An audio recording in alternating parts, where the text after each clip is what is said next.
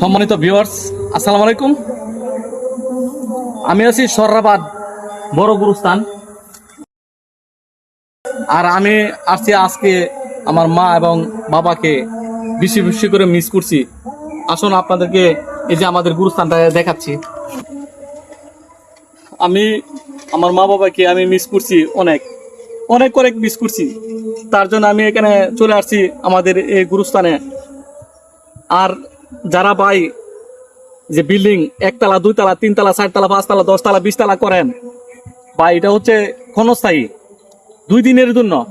আর এটা হচ্ছে সারা জীবন এটা থাকতে হবে। এই যে মাটির ঘর, সাদা মার্কিন কাপড় সবাই পরতে হবে, একদিন না একদিন পরতে হবে। এই কাপড়, এই ঘর সারা জীবনের জন্য চিরস্থায়ী। আর এটা আপনারা সাজাইবেন, সবাই সবাই এটা সহযোগিতা করবেন, সহযোগিতা করে এটা উন্নত করবেন। ভাই আমি বুঝতে পারছি আমি আমার মার জন্য আমি কতটুক মায়া হচ্ছে, কতটুক দরদ হচ্ছে। আমি মাকে অনেক ভালোবাসি, মা আমার জন্য অনেক কিছু করছে। আর মা বাবাকে আমি বুঝতে পারছি না, মা বাবাকে কষ্ট দিবেন না। যারা আছে তারা মা বাবাকে কদর করবেন, শ্রদ্ধা করবেন, সম্মান করবেন।